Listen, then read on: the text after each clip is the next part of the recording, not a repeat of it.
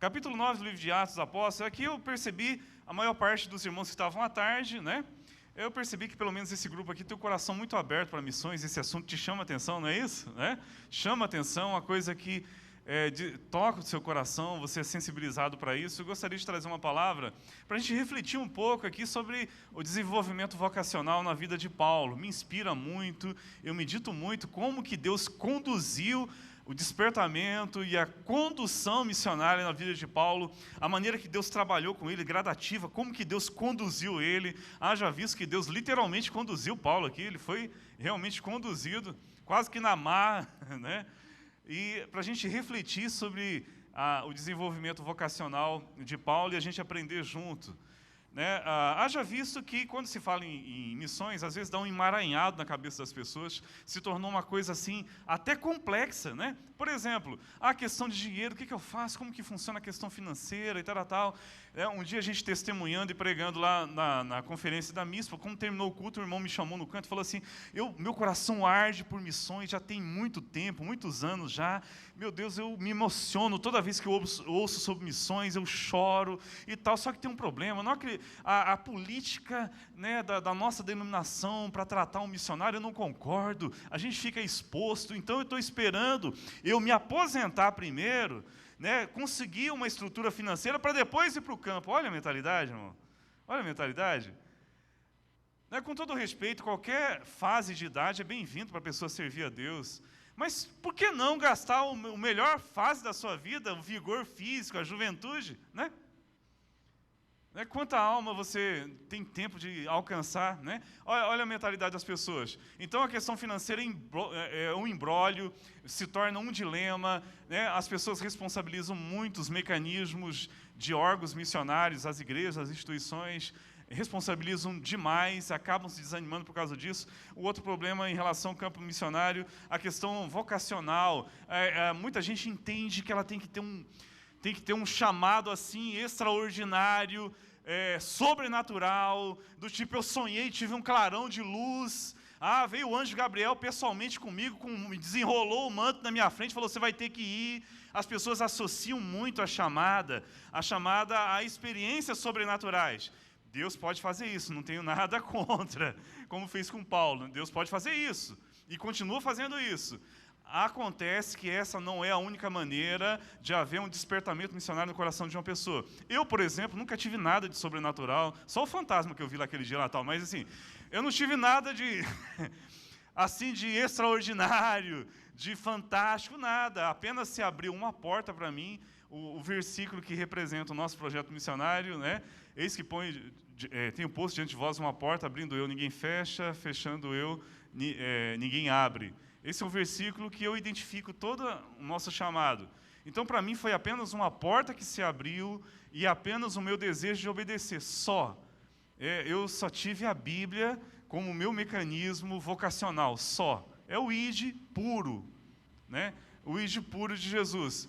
Então, no final das contas, na prática, existe bastante controvérsias quando alguém deseja se engajar em um campo missionário. E o meu desejo é que essa reflexão na chamada de Paulo possa nos ajudar nesse sentido. Capítulo 9 de Atos, a partir do verso número 1. Saulo, respirando ainda ameaças de morte contra os discípulos do Senhor, dirigiu-se ao sumo sacerdote e lhe pediu cartas para a sinagoga de Damasco, a fim de que, caso achasse alguns que eram do caminho, assim homens como mulheres, os levassem presos para Jerusalém. Seguindo eles estrada fora, ao aproximar-se de Damasco, subitamente uma luz do céu brilhou ao seu redor, e caindo por terra ouviu uma voz que lhe dizia, Saulo, Saulo, por que me persegues? Ele perguntou, quem és tu, Senhor? A resposta foi, eu sou Jesus a quem tu me persegues. Mas levanta-te e entra na cidade, onde te dirão o que te convém fazer. E os seus companheiros de viagem pararam emudecidos, ouvindo a voz, não vendo, contudo, ninguém. Então se levantou Saulo da terra, e, abrindo os olhos, nada podia ver. E, guiado pela mão, levaram para Damasco. Esteve 3 dias sem ver, durante os quais nada comeu nem bebeu. Ora, havia em Damasco um discípulo chamado Ananias, disse-lhe o Senhor numa visão, Ananias, ao que ele respondeu, eis-me aqui, Senhor. Então o Senhor lhe ordenou, dispõe-te e vai à rua chamada direita, e na casa de Judas procura por Saulo, apelidado de Tarso, pois ele está orando. E viu entrar um homem chamado Ananias, impondo-lhes as mãos para que recuperasse a vista. Ananias, porém, respondeu, Senhor, de muito tenho ouvido a respeito desse homem. Quantos males tem feito aos teus santos em Jerusalém? E para aqui trouxe a autorização dos principais sacerdotes, para prender a todos os que invocam o teu nome. Mas o Senhor lhe disse, vai, porque este é para mim um instrumento escolhido para levar o meu nome perante os gentios e reis, bem como perante os filhos de Israel. A história continua aqui, o texto, mas somente até aqui. Mantenha a sua Bíblia aberta. Oremos nesse momento mais uma vez. Querido Deus, é a Tua palavra. Suplicamos a Tua graça, a Tua misericórdia, a direção do Teu Espírito. Teu Espírito que é o agente, é o gestor da obra missionária. Conduza-nos nesse momento a uma meditação, uma reflexão que venha, meu Deus, nos esclarecer, nos conduzir, nos motivar, venha nos edificar. Deus, fortalecer o nosso sentimento, a nossa visão e a nossa consciência a respeito de missões. Fala com o coração de cada um aqui nessa noite, Pai. Em nome do Senhor Jesus. Amém? Vou resumir a história bem rapidinho aqui, né? Creio que todos os irmãos já conhecem essa história. Paulo, na sua famosa viagem rumo a Damasco, com a intenção de perseguir, descobrir aonde os irmãos estavam se reunindo, a tal da igreja perseguida. No caminho teve essa visão, esse clarão de luz, ouvindo a voz de Jesus, dizendo, Paulo, Paulo, por que me persegues e tal? Quando ele ficou literalmente cego com esse clarão de luz, ouviu Deus dizendo a ele, você vai até tal lugar, a rua chamada direita, foi conduzido pela sua equipe até esse local, ali é onde ficou. Uma coisa curiosa, Deus falando com Ananias, que era um discípulo de Cristo, que morava nessa mesma região, dizendo, falou diretamente com Ananias, dizendo, vai até a rua chamada direita, lá você vai encontrar Saulo, apelidado de Tarso, intercede, você vai orar por ele, vai conversar com ele. Curiosíssimo Ananias discordando de Deus. Tipo assim, mas Senhor, acho que o Senhor se enganou, não pode ser esse cara. Em outras palavras, Mas a gente ouve tanta fama desse cidadão perseguindo igrejas, fazendo tanta maldade e tal. Imagina alguém discutindo com Deus. Será que o Senhor não se enganou? Não pode ser esse cara. Era mais ou menos isso. Ananias, mesmo relutante, mesmo confuso, obedeceu e foi até lá orando. A partir daí, as escamas caíram dos olhos de Paulo, ele recuperou as vistas. E a Bíblia diz que logo em seguida ele já começou a testemunhar sobre a experiência dele, a falar sobre a experiência dele com Cristo, que tinha transformado a vida dele. Já começou a pregar logo em seguida, começou a pregar. A história vai nos dizer, e a própria Bíblia também vai nos dar essa ideia, se não me engano, no primeiro capítulo de 1 Coríntios, fala que Paulo teve um tempo na casa de Pedro, creio que logo em seguida, após a sua conversão, foi pouco tempo depois, teve na casa de Pedro por um tempo, creio que aprendendo, sendo instruído. Depois teve um problema, mesmo ele pregando, sendo convertido, mesmo ele testemunhando da sua conversão, os irmãos da época tiveram dificuldade de acreditar na sua conversão e até mesmo, claro, até na sua vocação. Mas como esse cidadão pregando? Acho que está arrumando pretexto só para descobrir onde a gente se reúne e tal, onde a gente está escondido para poder fazer maldade com a gente. A igreja teve dificuldade de acreditar na sua vocação e na sua conversão. Aparece um outro personagem nessa história importantíssimo, chamado Barnabé, que acolheu Paulo e adotou ele como filho espiritual. Pagou a conta mesmo, falou, não, eu acredito na conversão dele. Eu acredito, recebe ele aí no culto de vocês, eu acredito. Abraçou Paulo, uma figura importantíssima em toda essa história, em todo esse desenvolvimento vocacional, entrou nessa história. Desde então, a partir daí ele começou a se envolver com a obra e começou a ser recebido pelos irmãos e se tornou o grande homem de Deus que todos nós sabemos, que para mim, obviamente, depois de Jesus, foi uma das pessoas mais influentes, né, em toda a cristandade, né, de todos os tempos, né? Então, como se deu esse desenvolvimento vocacional? Aqui vai nos mostrar a maneira que Deus costuma trabalhar, né, quando Ele está conduzindo alguém disposto a obedecer. Disposto a obedecer. Para mim, toda a questão está voltada aqui. Toda a questão missionária. A questão missionária se resume em um fator primordial, essencial, que é o desejo de alguém obedecer. O id. Começa tudo aqui. Tudo. Tudo. Uma ocasião, uns amigos da Coalizão Brasileira de Esportes, que é uma junta que se dedica a missões através de esportes. Como eu trabalho com pessoa com deficiência, esporte para deficiente também, eles me chamaram. E nessa reunião, eu me senti envergonhado. Um companheiro começava a testemunhar, eu tenho um projeto social e missionário em Honduras, outro na Venezuela, outro começou a comentar e tal. Aí surgiu uma pergunta. O que acontece? Que Deus acaba usando algumas pessoas para projetos tão grandes, tão lindos, né? Histórias maravilhosas. Será que tem pessoa que tem peixaria com Deus? Será que tem pessoa que é olhado por Deus como se fosse o garotinho mimado?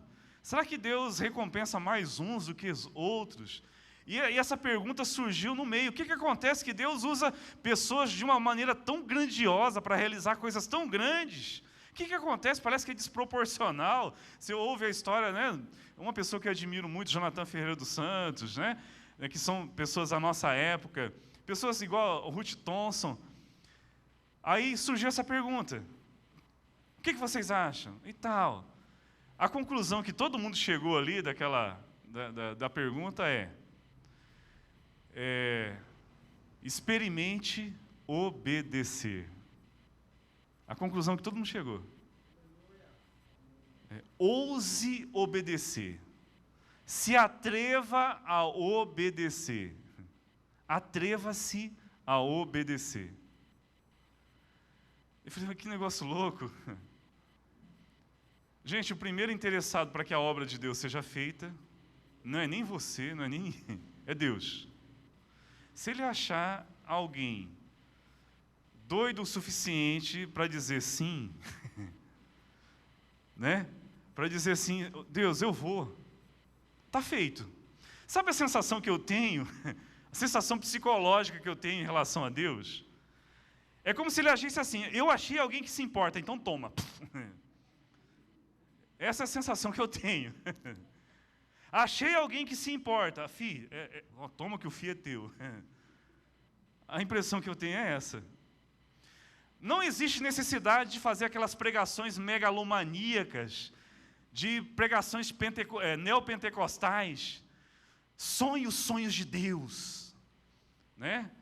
Na verdade, essa frase chega de uma maneira muito distorcida na cabeça do ouvinte. Eu tenho um sonho meu e eu tenho esperança de usar Deus para realizar esse sonho meu. A gente não precisa disso. Se Deus achar alguém disposto a obedecer, está feito o barulho. Está estabelecido o problema. Certo? Acompanhe comigo o verso número 6. O primeiro aspecto do trabalhar de Deus aqui na vocação. Mas levanta-te e entra na cidade, onde te dirão o que te convém fazer. Jesus deu uma ordem, levanta, vá até a cidade, lá alguém vai te dizer o que você tem que fazer. Paulo até esse momento não fazia ideia, não tinha uma ideia clara do que Deus pretendia fazer, para onde ele teria que ir, o que ele teria que fazer, ele não fazia a menor ideia, Deus deu uma ordem, ele simplesmente se levantou e foi. Aceitou essa ordem. Até o momento era tudo obscurecido, não tinha nada claro, não tinha nada objetivo, não tinha nada focado.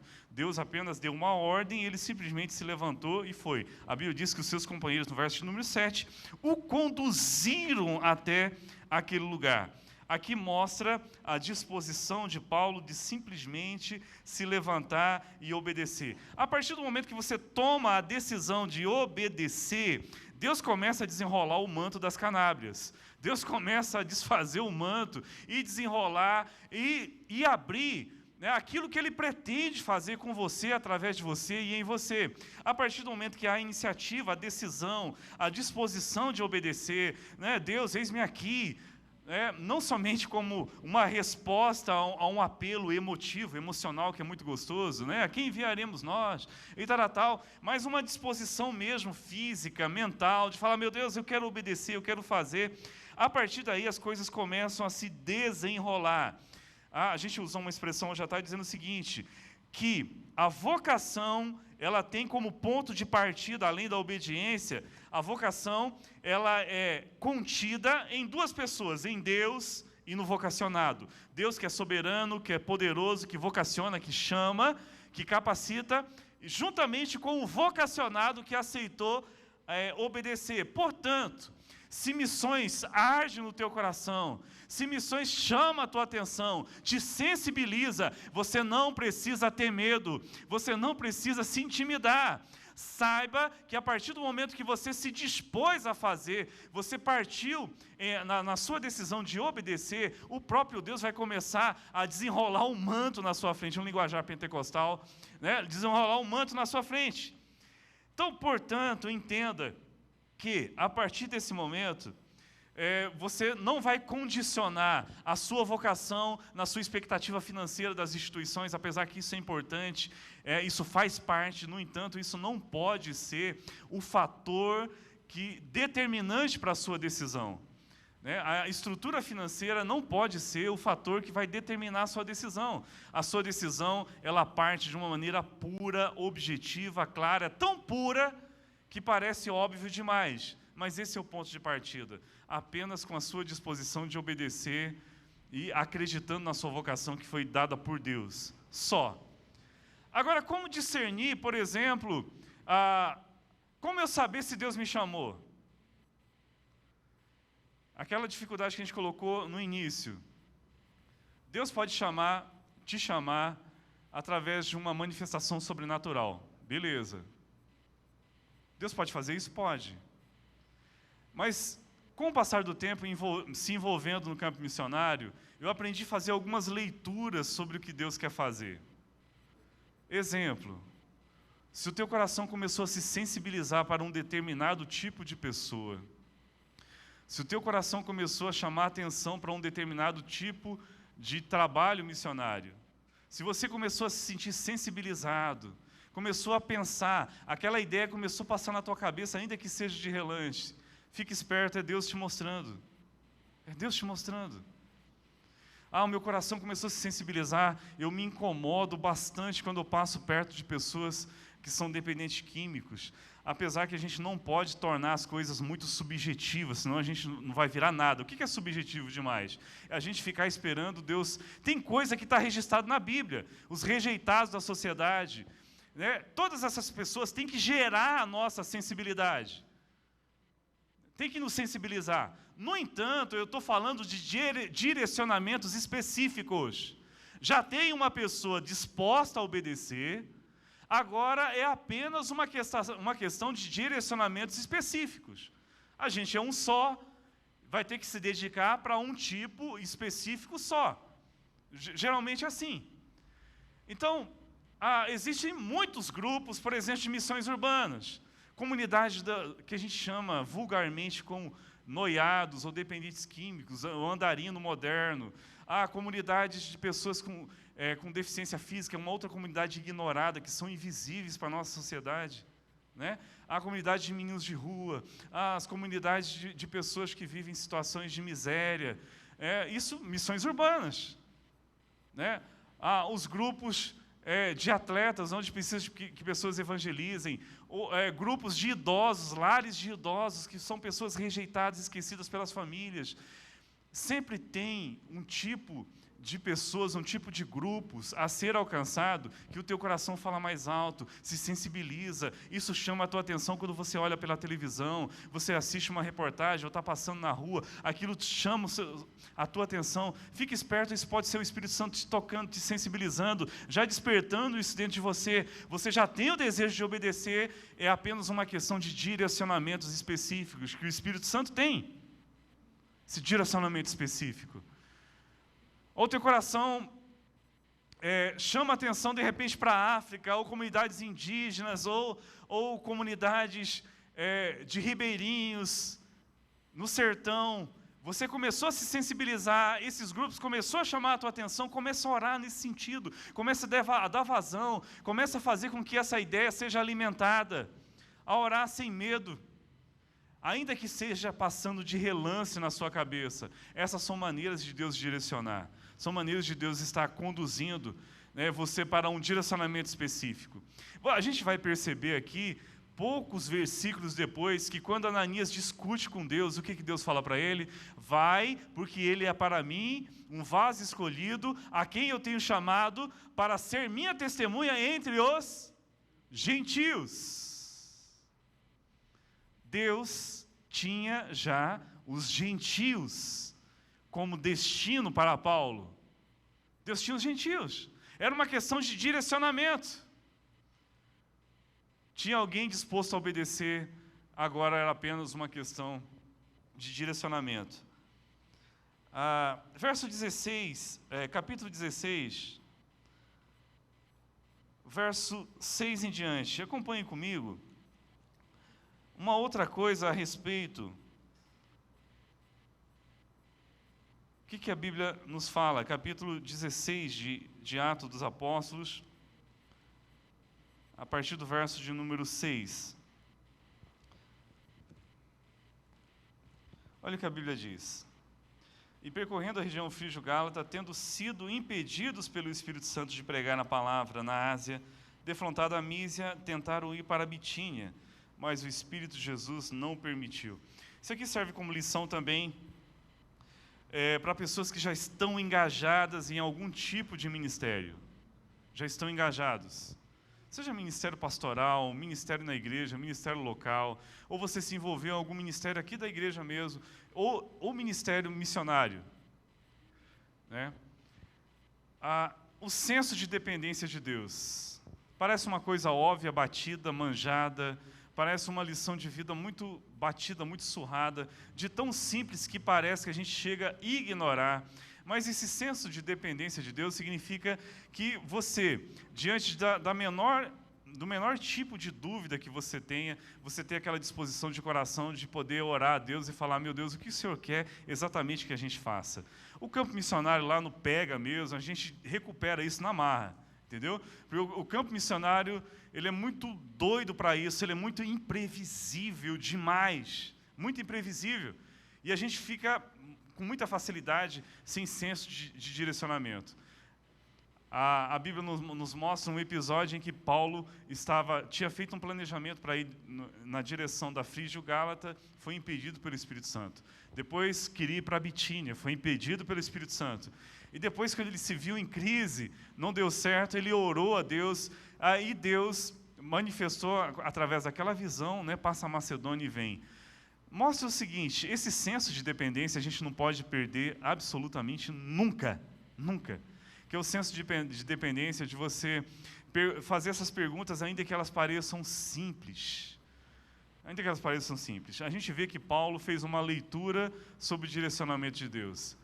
O direcionamento de Deus pode se dar fazendo uma leitura da circunstância, algo que você tentou fazer e não deu certo. Isso pode ser um sinal.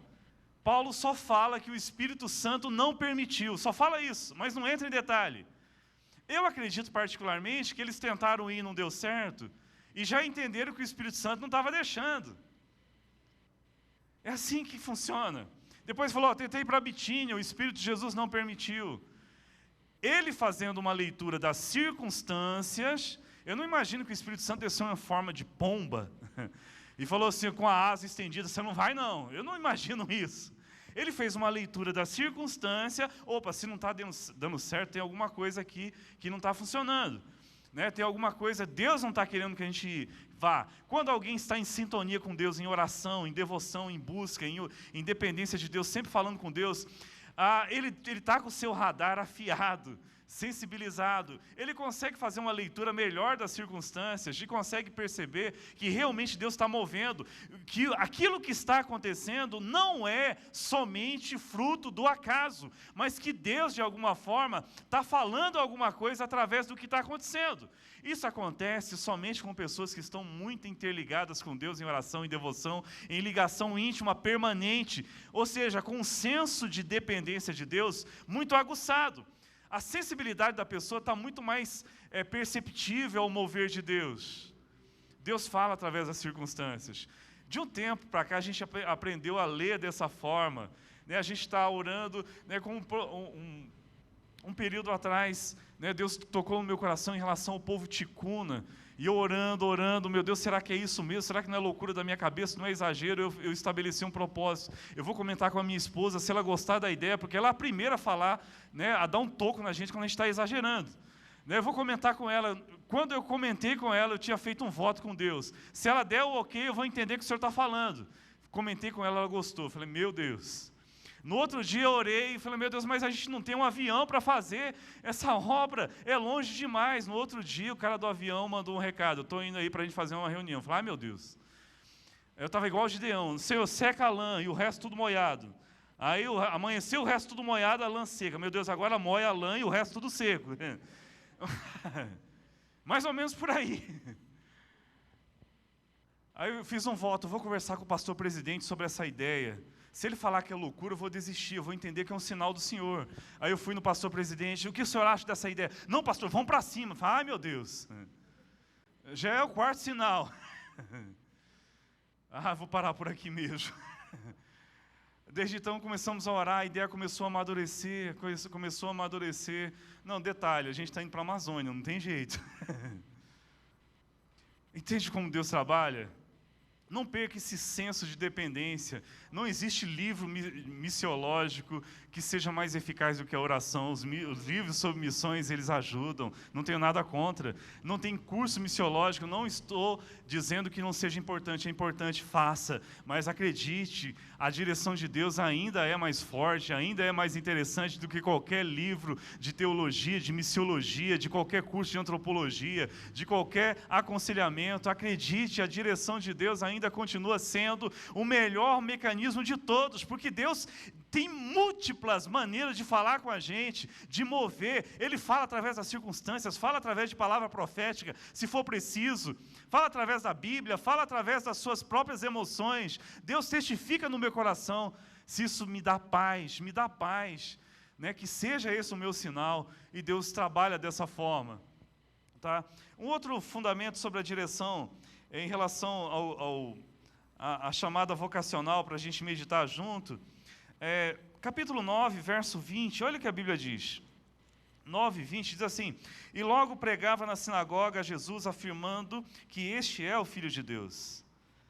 Ora, todos os que ouviram estavam atônitos e diziam, não é este o que exterminava em Jerusalém? Olha a expressão usada, que exterminava em Jerusalém os que invocavam o nome de Jesus, e para aqui veio precisamente com o fim de os levar amarrados aos principais.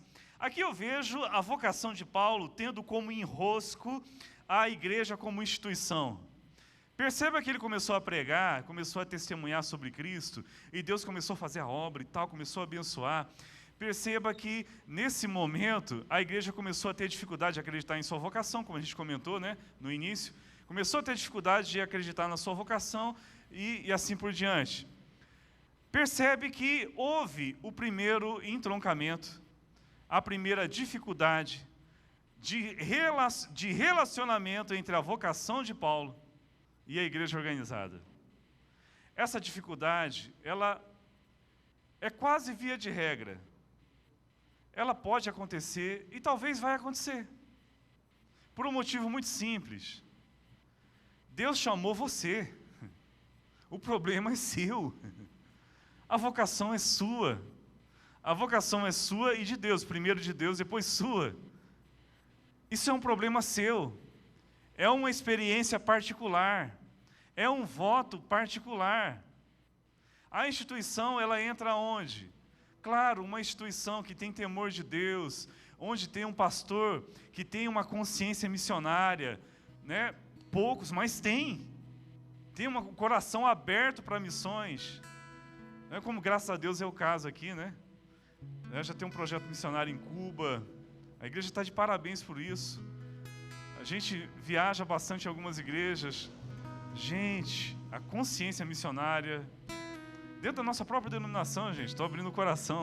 Não é desabafo, não, estou abrindo o coração. É muito difícil a consciência missionária na nossa denominação. Muito difícil. Entendeu? Mas se houver um descompasso entre a instituição, a igreja organizada e a sua vocação, a minha igreja não entende a minha vocação. Lembra da chamada de Paulo? Tiveram dificuldade até de acreditar na sua conversão. Tiveram dificuldade de acreditar na sua vocação. E às vezes o descrédito nem vem em função de falta de visão espiritual. É óbvio que alguém até outro dia que não ligava para nada, da noite para o dia aparece pregando, Deus me chamou, é claro que as pessoas vão assustar. A incumbência, a responsabilidade é de quem está vocacionado, continuar fazendo o seu trabalho e levar as instituições a ponto de serem constrangidas. Constrangidas. Olha o chamado vocacional da Marilande. Quem aqui conhece a Marilande? Uma lenda. Sou fã do trabalho dela. Fez um treinamento numa agência missionária. Foi considerada inapta. Inapta. Foi reprovada. Trouxe ela aqui, né? Gente, ela faz um trabalho maravilhoso. Uma das pessoas... Eu tenho ela como uma inspiração para mim. Um dia, na primeira vez que eu fui na conferência da MISPA, né, eu sentado, aí falar, a missionária Marilande, eu falei, meu Deus, eu estou sentado perto da Marilande. Olha o que ela contou para mim. A gente estava em Maringá, né, numa conferência missionária, ela contou para mim assim, então eu fui reprovada, falou o nome da agência missionária, agência famosa, antiga, conceituadíssima, foi reprovada. Ela falou, não, eu fui chamada assim. Arrumou uns irmãos que fez uma vaquinha e comprou a passagem para ela. Né, uns irmãos de Maringá, mandou. Foi para lá, torou sozinha, no peito, durante muito tempo, e vai. E prevaleceu sozinha. Deus foi levantando outras pessoas, foi levantando. Está aí uma outra coisa que a gente aprende às duras penas. Demora, são poucos, mas Deus sempre levanta alguém para nos abraçar, sempre. Eu tenho testemunhado isso.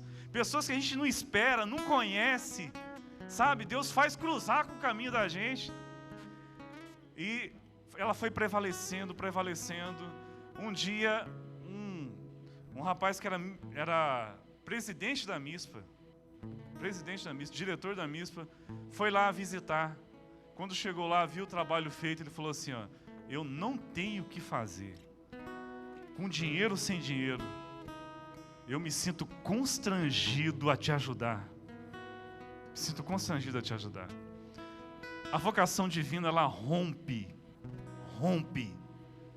com as cadeias do descrédito, da descrença, rompe com as cadeias da falta de recurso, rompe com as cadeias da falta de compreensão, de motivação, da falta de apoio, rompe com todas as cadeias. A gente mesmo foi ter contato com a agência missionária depois de 2 anos. O pessoal entrou em contato com a gente, vem para a agência. Entende? Paulo foi rompendo, já começou a pregar, a vocação foi sendo consolidada, a vocação foi sendo confirmada, ele continuou pregando, continuou testemunhando, continuou fazendo a obra, continuou se dedicando. A pureza da vocação rompeu com tudo. Pureza da vocação. Olha aqui, o verso 27 fala, mas Barnabé, tomando consigo, levou os apóstolos e contou-lhes como ele vira o Senhor no caminho, e o que esse lhe falara, E como em Damasco pregava ousadamente no nome de Jesus, alguém que viu Paulo pregando, viu Paulo testemunhando, acreditou nele, se tornou testemunha de Paulo. Não, recebe ele aí, porque realmente Deus o chamou, e eu acredito nele. Depois a gente vai perceber que, por mais que uma instituição seja bem intencionada, por mais que uma instituição seja de Deus, seja séria, por mais que uma igreja local seja uma organização séria, nem sempre essa organização vai dar conta de compreender um desígnio de Deus. Deus continua sendo soberano e continua sendo maior do que a igreja. Óbvio. Às vezes ele vai ter um direcionamento para uma pessoa e a liderança local nem sempre vai dar conta de entender aquele direcionamento. Porque Deus, não porque aquela pessoa não seja espiritual ou porque não esteja com o coração aberto, é porque o direcionamento de Deus foi específico e aquela outra pessoa não conseguiu entender.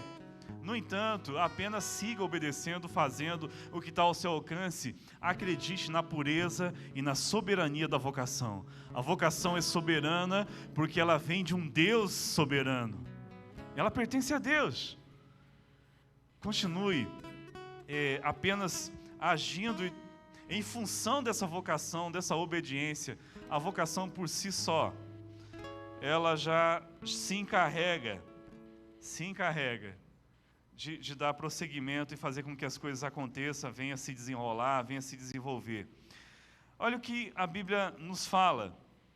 Quando Ananias questionou a Deus, ele falou: vai, porque ele é para mim um vaso escolhido.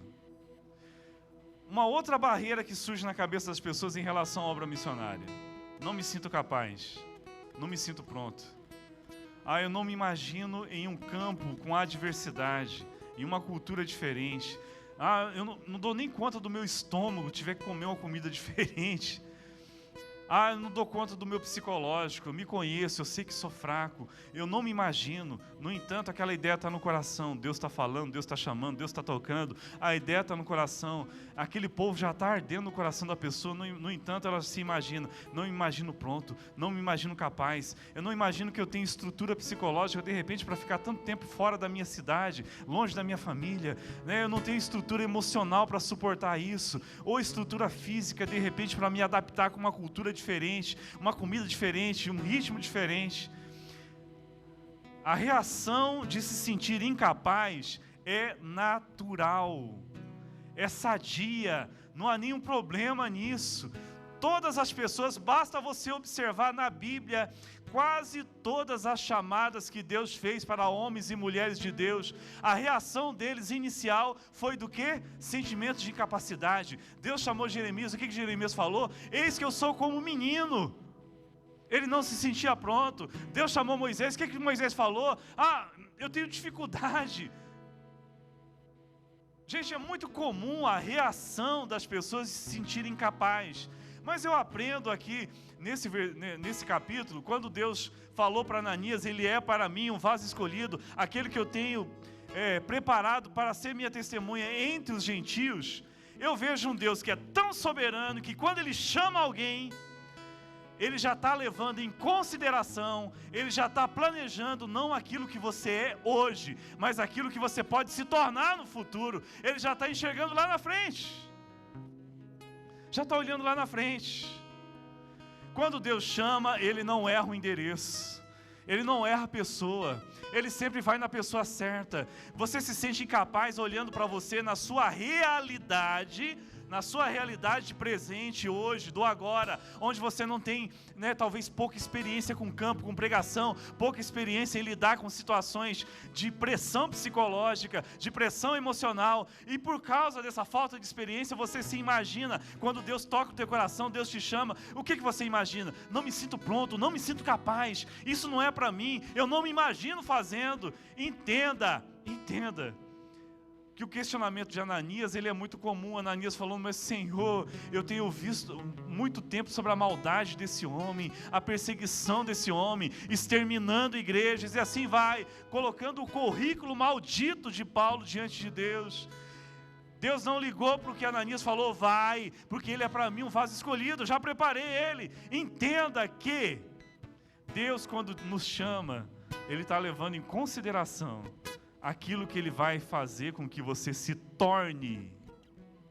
Aquilo que Ele vai fazer com que você se torne. Gente, a questão da capacitação, se sentir capaz, eu só fui me dar conta depois de um bom tempo, já vai fazer 10 anos já. E às vezes eu paro para pensar, gente, mas como é que pode? Eu nunca planejei, nunca me passou pela cabeça. Eu só me dou conta do que Deus é capaz de fazer na vida da gente quando eu olho para trás e começo a ver o que já aconteceu, o que a gente já passou, o que já superou, o que já foi realizado, o que já ocorreu. A gente olha para trás e fala assim, realmente a graça de Deus é real, ela existe mesmo. Porque se eu fosse um dia imaginar aquilo que Deus fez na minha vida, eu jamais estaria aqui. Nem a minha maior, digamos assim, nem se eu tivesse a imaginação mais fértil possível, eu conseguiria imaginar o que Deus já tem feito. Jamais conseguiria imaginar. Deus trabalha levando em consideração as capacidades que talvez você nem sabe que tem. Talvez você nem sabe que tem. Deus te chama levando em consideração as potencialidades, o desenvolvimento, as habilidades, os recursos que você nem imagina que tem. Ele já trabalha levando em consideração isso. Aprendi uma coisa que Deus... A Bíblia fala no livro de 1 Coríntios, se não me falha a memória, no dia das bodas do Cordeiro, onde as nossas obras serão apresentadas diante de Deus, onde haverá a prestação de conta das nossas obras. Aprendi uma coisa com o tempo, que graças a Deus, e ainda bem, louvado seja o nome do Senhor, que Deus nesse dia não vai cobrar você por você não ter sido Billy Graham, não vai te cobrar porque você não foi o Jonathan Ferreira dos Santos, não vai te cobrar porque você não fez o que John Wesley fez, graças a Deus não é assim. Não vai te cobrar porque você não foi o que Abraão foi, porque você não fez o que Moisés fez, porque Deus não vai te cobrar aquelas pregações no início da minha conversão que as pessoas iam fazer. Você tem que seguir o exemplo de Moisés. Eu olhava assim, Moisés, né, Moisés, eu. Aí aquilo não me motivava nem um pouco. Não me motivava nem um pouco. Mas pelo amor de Deus. Ah, não, porque nós temos que seguir o exemplo de Abraão, o pai da fé. Mas pelo amor de Deus, não dá para me comparar, não dá, aquilo não me motivava. Eu descobri com o tempo que Deus vai me cobrar por aquilo que eu sou mesmo. Você é perfeito, é maravilhoso, é totalmente perfeito para aquilo que Deus tem para fazer através da tua vida, em você e através da sua vida. Você não precisa ser outra pessoa e nem imaginar ser outra pessoa. Outras pessoas a gente pode tirar como exemplo, como inspiração, mas você é você pela graça de Deus, e você só precisa se preocupar com isso. Deus trabalha com aquilo que você é e com aquilo que você vai se tornar. No dia do acerto de conta, Deus só vai cobrar por aquilo que você deveria ser. Não por aquilo que você não deu conta de fazer o que outro fez. Você é absolutamente perfeito, genuíno, completo, do jeito que você é, com a sua personalidade, sua maneira de ser, né? Ou seja, tímido ou espontâneo, seja lá como for, a sua personalidade, o que você é, a sua estrutura psicológica, emocional, já é feita de maneira perfeita para aquilo que Deus tem para fazer através da sua vida. No entanto, se esse ardor missionário tocou o teu coração, não tenha medo, não se intimide. Se você se sentiu incapaz, né, bem-vindo ao time, eu também me sinto incapaz. Quando Deus coloca alguma coisa para a gente fazer, isso me assusta, me apavora até hoje. A única coisa que me consola é quando eu olho para trás, meu Deus, né? Para quem já chegou até aqui na base do milagre, acreditar em mais um não custa nada, entendeu? Essa é a lógica que a gente usa. Se Deus já me deu graça para chegar até aqui, Deus vai me dar graça para tocar pela frente. Nunca me senti capaz e continuo não me sentindo capaz. A graça de Deus faz com que a gente seja completo. A graça de Deus nos completa. A nossa suficiência vem de Deus, como diz Paulo. Portanto, não tenha medo de nenhum tipo de chamado, de nenhum tipo de vocação. Dê corda e você vai ver o que Deus vai fazer. Dê corda. Alimente isso. E você vai saber o que Deus vai fazer. Amém? Vamos colocar em pé? Desculpe pelo horário, pastor, se eu estourei aqui.